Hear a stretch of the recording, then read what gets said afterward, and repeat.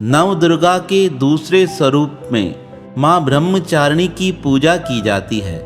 ब्रह्मचारिणी की पूजा करने से ज्ञान और वैराग्य की प्राप्ति होती है।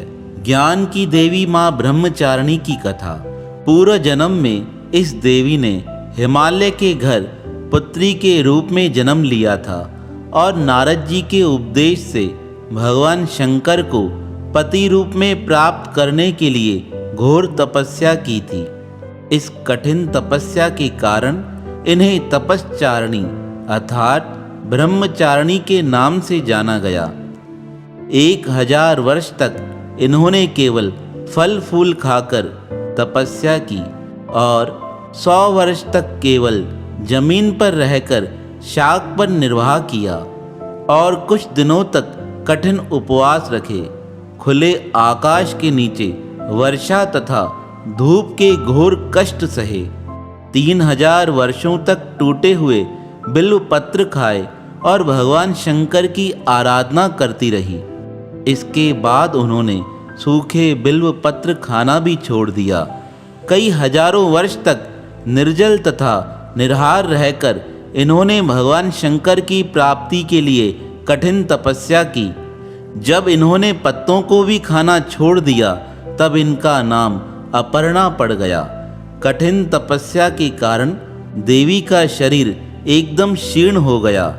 देवता, ऋषिगण, सिद्धगण, मुनि सभी ने ब्रह्मचारिणी जी की तपस्या को अभूतपूर्व और पुण्य कृत्य बताया। सराहना करते हुए सभी कहने लगे, देवी आज तक किसी ने भी इस प्रकार कठोर तपस्या नहीं की है। यह आपसे ही संभव थी। आपकी मनोकामना परिपूर्ण होगी।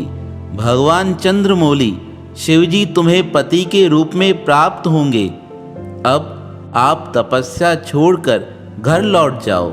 जल्द ही आपके पिता आपको लेने आ रहे हैं। लेकिन माता पार्वती ने तब तक अपना तप समाप्त नहीं किया जब तक भगवान शंकर ने स्वयं प्रकट होकर उन्हें आशीर्वाद न दिया। कहते हैं आशीर्वाद मिलने के पश्चात माँ घर जाने को तैयार हुई। माँ की कथा का यह सार है, जीवन के कठिन संघर्ष में कभी भी मन विचलित नहीं होना चाहिए। माँ ब्रह्मचारिणी की कृपा से समस्त मनोरथ सिद्ध हो जाते हैं। ब्रह्मचारिणी की पूजा करने से जीवन में जो कठिनाई आती है वह कठिनाइयाँ भी समाप्त हो जाती हैं और माँ का यह स्वरूप जीवों को ज्ञान देता है। जिसके जीवन में तपस्या होती है उसकी साधना सफल होकर जीव को अंतिम लक्ष्य तक अवश्य पहुँचाती है। पर जब तक तपस्या सफल न हो जाए तब तक हमें उन संघर्षों से, उन कठिनाइयों से घबराना नहीं है जो हमारे मन को विचलित करते हैं। तो देवी का यह दूसरा स्वरूप हमें यह ज्ञान देता है कि हम निरंतर अपने कर्तव्य पथ पर अडिग रहें। एक दिन हमें मंजिल अवश्य प्राप्त हो जाएगी। ब्रह्मचारिणी माँ की पूजा करने से लोगों की कुंडली में मंगली दोष का प्रभाव भी कम हो जाता है। शास्त्रों में माँ के हर रूप का पूजा और विधान बताया गया है। माँ ब्रह्मचारिणी की कथा जीवन के कठिन क्षणों में भक्तों को संबल प्रदान करती है। ब्रह्मचारिणी का अर्थ होता है तप की चारिणी, यानी तप का आचरण करने वाली। देवी का यह रूप पूर्ण ज्योतिर्मय अत्यंत भव्य है।